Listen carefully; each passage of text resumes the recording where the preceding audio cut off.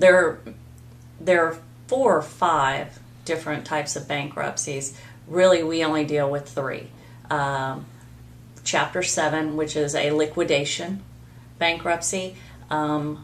Several years ago, they put into effect what's called a means test, which in essence says whether or not you are able to meet your debts, whether or not you have the means to pay some of your debts back. So at Chapter 7, you have to go through a means test, which is based on your income. Whether or not you qualify for a Chapter 7.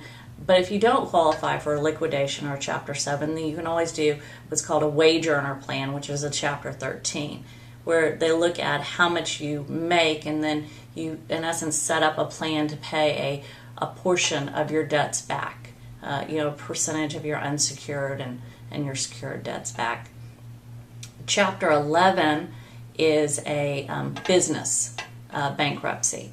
And in a Chapter 11, and we also do Chapter 11s, whether they're single asset, which in some cases, if a corporation owns, say, an office building, and they've gotten behind in the mortgage payments, then that's a single asset Chapter 11.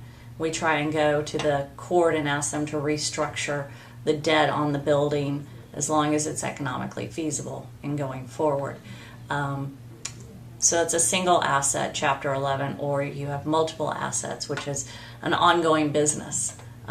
Car company, plumbing company, air conditioning company, something that's an ongoing business that has both secured and unsecured debt, and we want to keep the business going forward. We put a plan into place that says, okay, we're going to pay this percentage towards our secured creditors and a certain percentage to our unsecured creditors.